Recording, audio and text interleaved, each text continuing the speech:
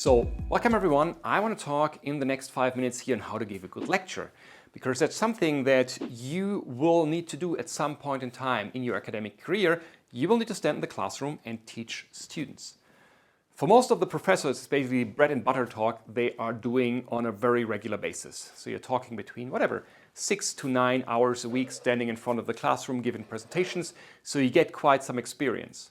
But if you do that for the first time, maybe after you finished your PhD, this can be actually quite demanding.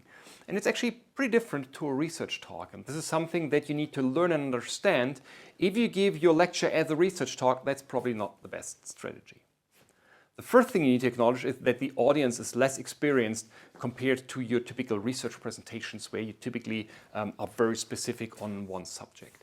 So the students are less experienced. They already have attended maybe 4 or 6 hours of lecture that day before you're teaching to them. So make sure you are excited, you keep exciting them, and you don't bore them. This is really the worst thing which can happen. So how to keep people engaged? The first thing is, very similar to a regular talk, start with a good why. Tell them why is the topic that you are presenting relevant for them in the future. And the second thing is, and this works really well here, even better than in research talks, is an empowerment promise. Tell them, if you're attending this lecture for the next 90 minutes or 80 minutes, then you will have learned how to solve this and you are able to do A, B, C. So promise them that you will enhance their capabilities if they listen to you for this next 1.5 hours. And this is what I call an empowerment promise, which works really well in lectures. If you design your lecture, always ask yourself, what do I want students to know if they come to my lab? So if you think you have an own research lab and you educate the students in the bachelor or the master program, at some point in time they will enter your lab as students or as PhD students. And so what should they know?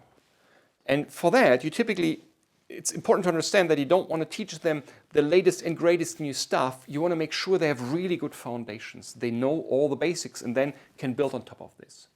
And for the basic, they should know the theory, and they should also have some hands-on experience in how to turn that theory into applications or into practice.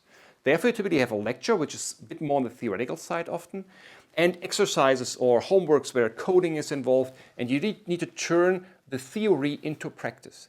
But make sure in this lecture you link the theory with practical applications. Otherwise, it's super hard for students to actually make that connection. And again, as I said before, avoid boredom at all costs. This is very important.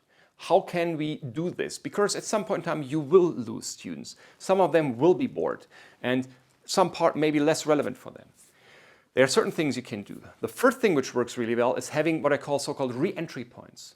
In case you lose someone, build elements into your lecture that allows them to reconnect and restart. So maybe you just lost 20% of your lecture and still keep the remaining 80% if you allow them to reconnect. You can generate this through media changes. If you, stop presenting with slides, you go to the blackboard or have other changes and then start something from scratch, something where people can reconnect. It's often not a big effort to do that, being very explicit that a certain part is over and you can reconnect, even if you got lost. Say it explicit, there's no harm for that, and people will be able to re-enter more easily.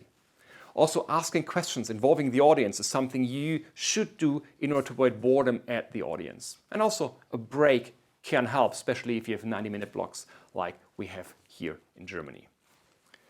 Also, something which people don't do initially when they teach for the first time are involving repetitions. You need to repeat things. Don't tell things just once, twice, 3 times. It is a good thing. Repeat things, not word by word, but the concept to make sure it's kind of hammered into the brain of the students, because otherwise, if things are just said once, it's very likely that they get lost on the way. So repetition is something that you should add to your presentation. That's something that people typically don't do before they give lectures. If you design your lecture, you always have to be careful. Is the presentation that you're giving here a cool presentation? Or is the stuff that you're putting out already the handout material for the students? And this is a very conflicting thing, the difference between a slide or slide set and a document. And it's very incompatible.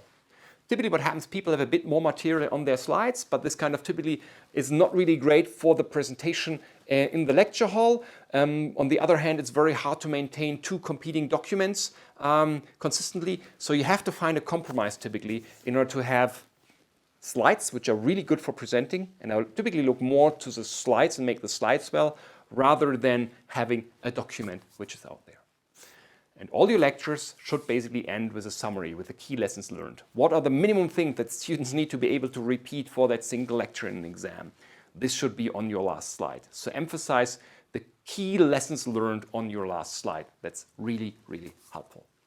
With this, I hope you will be able to give better lectures or a good first lecture once you're in the situation that you are required to teach. Thank you.